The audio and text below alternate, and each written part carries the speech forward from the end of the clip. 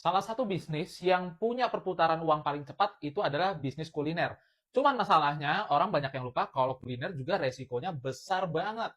Hal ini disebabkan karena dunia kuliner itu sangat-sangat cepat ya, karena barrier to entry-nya itu tipis banget. Setiap orang itu bisa bikin bisnis kuliner segampang itu. Bisa masak dikit, bisa langsung buka toko. Dan bisa ingat-ingat 1 tahun lalu dunia kuliner dipenuhi sama ST-ST di pinggir jalan. Tapi di 2025 ini ST-ST itu pada kemana? Bahkan brand-brand yang udah nawarin franchise ratusan bahkan ribuan cabang pun sekarang udah mulai menghilang. Kenapa bisa ST-ST itu bisa hilang? Ya karena semua orang bisa bikin es teh gitu ya. Segampang itu, resepnya ada di YouTube.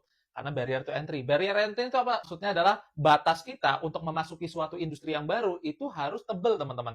Ketika suatu produk itu gampang banget diduplikasi sama orang lain, berarti saingan kita bakalan bisa muncul-muncul terus. Itulah pentingnya teman-teman belajar yang namanya USP atau Unique Selling Point, di mana kita itu bikin produk harus punya karakter, harus punya keunikan, pembeda kita antara kita dengan kompetitor.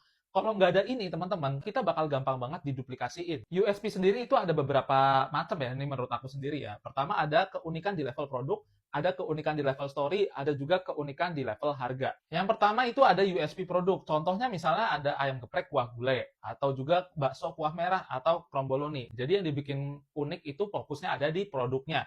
Nah, USP story atau keunikan dari segi cerita itu dibagi dua. Bisa cerita personal atau cerita dari brandnya. Kalau yang personal misalnya kayak ada Cilok Rondo gitu ya. Dia cerita tentang sebuah cilok yang dibuat seorang janda, atau ada sayap pramugari. Aku lupa brandnya apa, tapi dulu itu ada yang dia mantan pramugari terus jualan sayap. Akhirnya viral. Kenapa story ini bisa jadi bagus banget? Karena setiap orang punya ceritanya masing-masing dalam bikin usaha gitu ya. Ini nggak mungkin bisa ditiru. Ya, orang bisa niru produknya tapi story-nya enggak. Orang kadang beli itu karena cerita di balik produknya, di balik brandnya gitu ya. Yang ketiga ada di USP level harga gitu ya. Kalau teman-teman jualan, kalau bisa murah banget atau mahal banget sekalian, jangan di tengah-tengah. Kenapa? Soalnya biar gampang viral, gampang diingat sama orang ya. Misalnya kalau di Jogja yang lagi viral banget, ada yang jual rahang tuna, harganya murah banget, cuma 30 ribuan. Itu udah unik banget. Orang mau bikin rahang tuna juga nggak mungkin bisa dapat semurah itu gitu ya. Itu punya rahasianya sendiri.